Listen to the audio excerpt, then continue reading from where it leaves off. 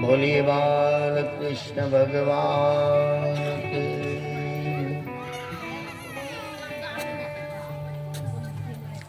ગઈકાલની કથામાં મહાત્મ્ય કથાનું આપણે શ્રવણ કર્યું કે કેવું કેવું કર્મ કરનાર જીવાત્માને આ ભાગવત કથા તારી દે એવું કર્મ તો આપણે નથી કર્યું, આપણા પૂર્વજોએ પણ નથી કર્યું. ધંધોકારી જેવું શ્રીમદ ભાગવતની કથા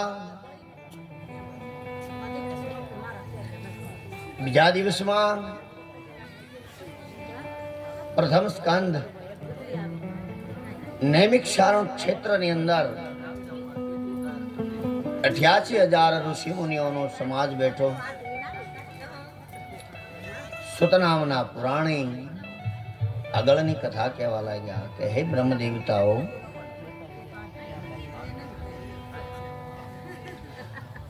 હજારો વર્ષો સુધીનો યજ્ઞ કર્યો ત્યારે એને ભાગવતની કથાનું સાંભળવાનું મળ્યું. અને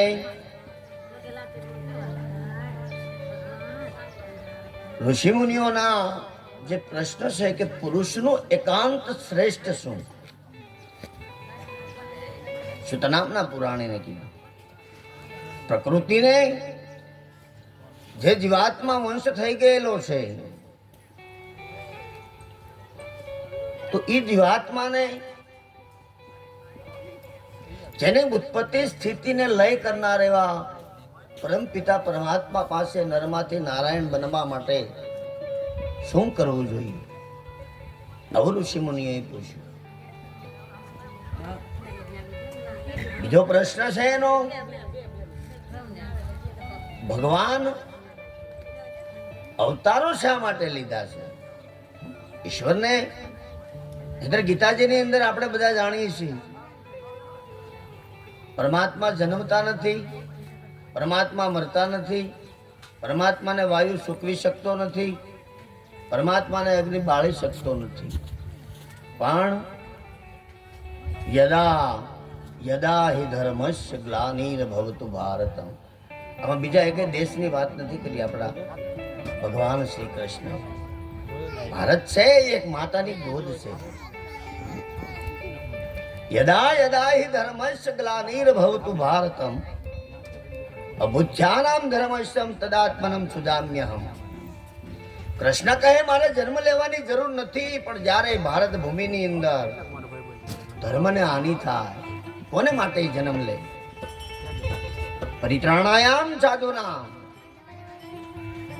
વિનાશાયમ સ કૃષ્ણ કૃતામ ધર્મસ્ય સંસ્થાપનમ અર્થાય સંભવાની યુગે યુગે.